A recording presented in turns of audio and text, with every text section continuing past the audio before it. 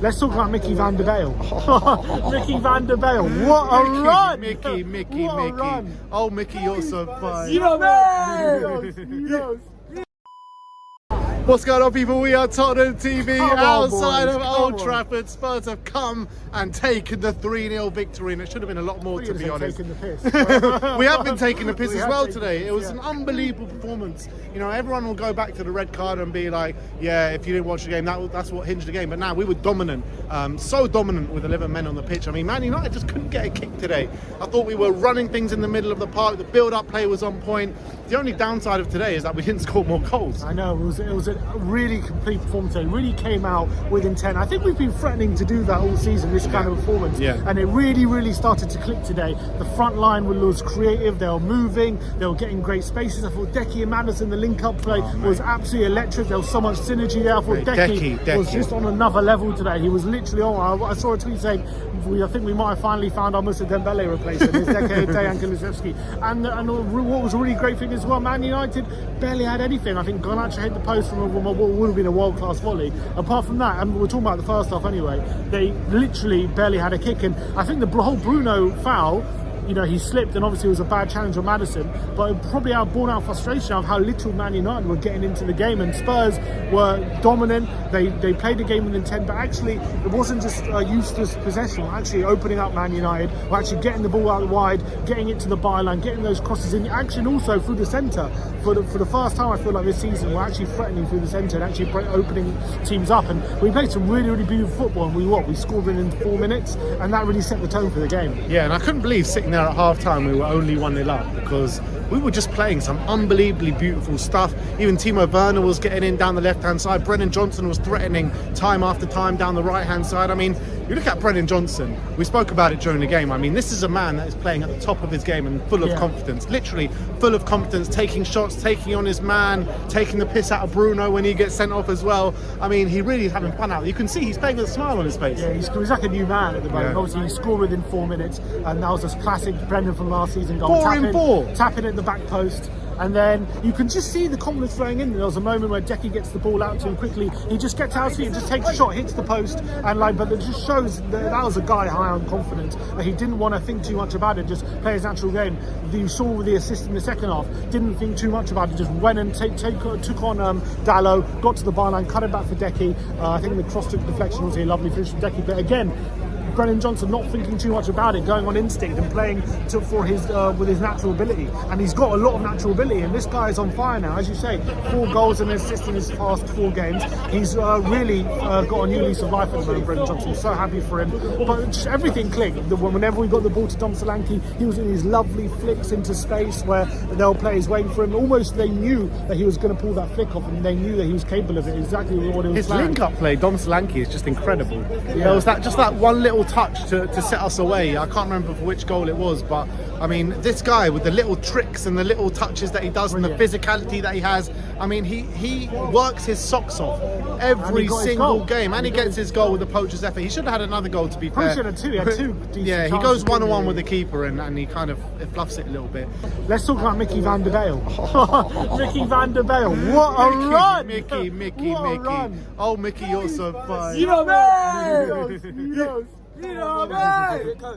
Elliot, I do know Elliot Kane, yeah. Mickey van der Ven, man, that run 4 minutes into the game, a steam train rolling through the centre of the pitch. None of the Man United fans could or wanted to get near him. They don't want any of that smoke. And Mickey van der Ven, I thought he veered a bit too far left at one point, but pinpoint ball, a pinpoint ball to the back post of Brennan Johnson. It was like a cross between like Jan Vertonghen and Gareth Bale, like how Vertonghen used to do those kind of assists. But Bale would have been proud of that assist. I think that might be the best assist I've ever seen from a centre-back in Premier League history. I can't fault anyone on that pitch today. The only one that was frustrating was Timo Werner, obviously, on the left-hand side. But with Timo, he was still getting in really good positions, and he was actually still doing really good work for the team, beating his man on the left-hand side, getting balls into the box. Running it's just behind him. His finishing was obviously very frustrating, but like everyone's going to remember that, and everyone's going to say, oh yeah, he's really bad and blah blah blah. And yeah, he's not the greatest footballer in the world, but I think he still did a really good job for the team today. Yeah, I think I feel bad for him because I actually thought he played quite well, but unfortunately, You wouldn't have felt bad for him if he didn't win this game. No, that's true. I probably would have been screaming at him, but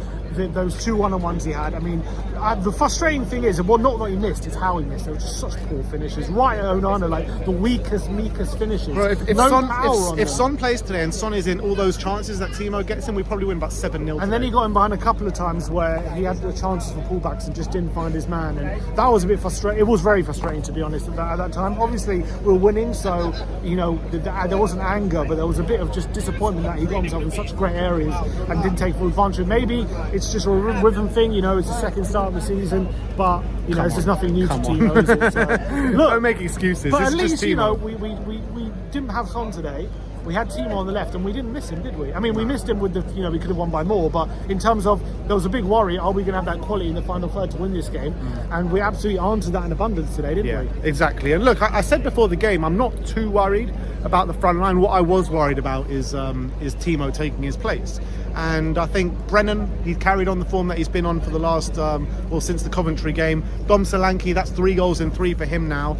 And Timo Werner was on the left. So I think, like, you're seeing this team grow and grow into a real Ange Postecoglou team. And we just pressed them into absolutely oblivion today. They couldn't handle us. They literally couldn't handle us for the most part of the game. I mean, let's talk about the red card, because obviously that was a big moment in the game. Despite the fact we were dominant, and it was only 1-0 at the red card. Yeah, look, like you said, it was born out of frustration for Bruno Fernandes. But when I first saw it, I thought definite red. Now I've seen it back, I do think it's a bit weak, to be honest. I mean, it is high. He did slip and he like lunged it.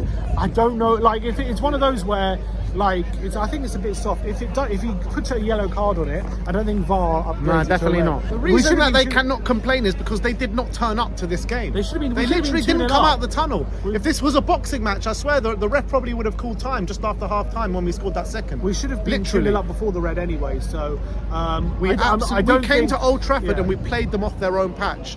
And you know, no one showed Man United up like this season. Maybe Liverpool have. Like Liverpool good teams come here and they take them to the cleaners. You know, I've been watching Man United. I've been saying, look, you know, they're an improving side. They're playing really well in the first half. They're creating chances, and then they kind of lose their way in the second half. This time, they didn't even turn up at all. Not at all. It's shocking. Ten Hag's going to be under real pressure. But let's talk about Ange now, because, you know, after the Arsenal game, a lot of people were starting to really question him and saying, you know, he's got to turn around that form. There was, 7 defeats in 11 now. We're now on a run of 4 in the trot, you know. It's only 2 in the league, but, you know, 4 wins in a row now.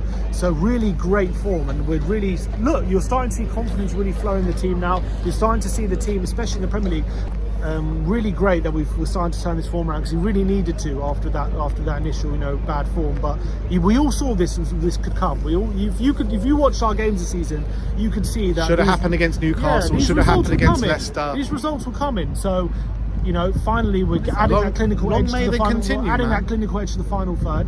People question big time. You know, could we go forward with this front three? And Ange is showing why he chose this front three. So fantastic stuff. Yeah. And no Sonny today, and we still scored 3 goals and should have scored 9. So fantastic. We put Man United well and truly in the mud today. So thank you everyone for joining us today. Like, subscribe and comment. And as always, come on these birds.